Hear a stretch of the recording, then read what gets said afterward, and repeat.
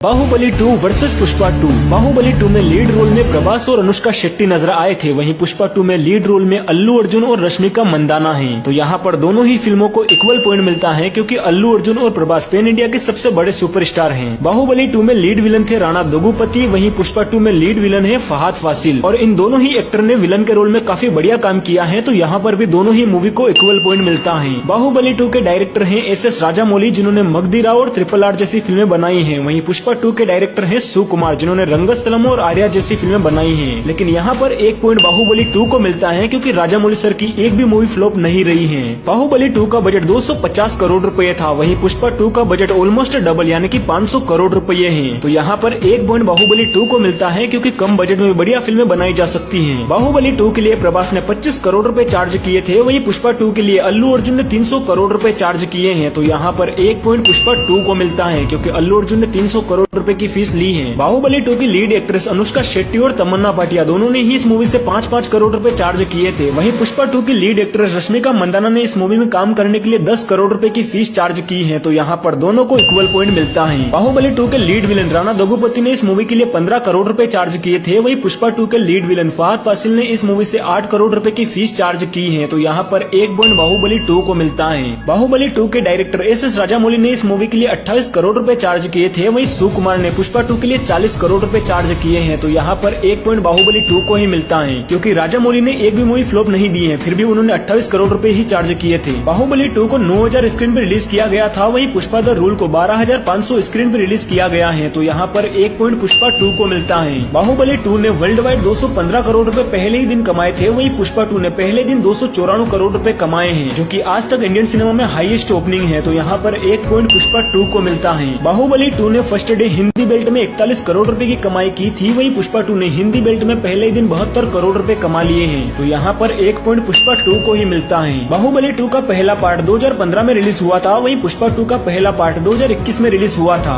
बाहुबली 1 का बजट 180 करोड़ रुपए था, वहीं पुष्पा पार्ट 1 का बजट 200 करोड़ रुपए था। तो यहाँ पर एक पॉइंट बाहुबली 1 को मिलता है। बाहुबली द बिगिनिंग ने वर्ल्ड वाइड 650 करोड़ रुपए कमाए थे, वहीं पुष्पा पार्ट 1 ने वर्ल्ड वाइड 350 करोड़ रुपए की कमाई की थी। तो यहाँ पर एक पॉइंट बाहुबली 2 को मिलता है। बाहुबली 2 ने वर्ल्ड वाइड 1810 करोड़ रुपए की कमाई की है, वहीं पुष्पा 2 ने आज तक कितना कलेक्शन किया है मुझे कमेंट सेक्शन में जरूर बताना। बाकी आप डार्लिंग प्रभास के फैन हैं या आइकॉनिक स्टार अल्लू अर्जुन के, मुझे कमेंट सेक्शन में जरूर बताना।